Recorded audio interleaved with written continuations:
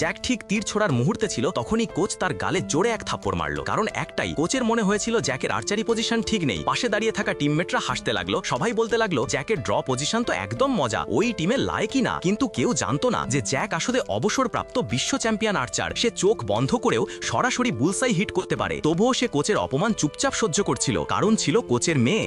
Jack তাকে ভালোবাসতো, আর তার কাছাকাছি থাকতে হলে নিজেকে নতুন খেলোয়াড়ের মতো ভান করতে হচ্ছিল। এরপর বারবার জ্যাক কোচের বকাঝকা ও অপমান সহ্য করলো, কিন্তু মনে মনে ঠিক করে নিল একদিন সবাইকে আসল প্রতিভা দেখাবে। সুযোগ খুব দ্রুতই এসে গেল। তাদের টিম একটি বড় টুর্নামেন্টে নামলো। প্রতিপক্ষ ছিল আগের চ্যাম্পিয়ন দল।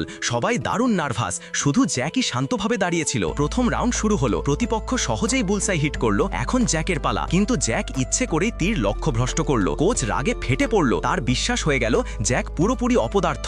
শেষ রাউন্ডে পৌঁছতে পৌঁছতে তাদের টিম অনেক পিছিয়ে গেল। প্রতিপক্ষ দল তো আগে ভাগেই জয়ের উদযাপন শুরু করে দিল। ঠিক তখনই জ্যাক সিদ্ধান্ত নিল এখন আসল খেলা দেখানোর সময়। সে হেডফোন পরলো এবং গান শুনতে শুরু করলো। এটা দেখে কোচ চিৎকার করে উঠল, আর প্রতিপক্ষ দলও হতবাক হয়ে গেল। কিন্তু পরের মুহূর্তেই পুরো মাঠ স্তব্ধ হয়ে গেল।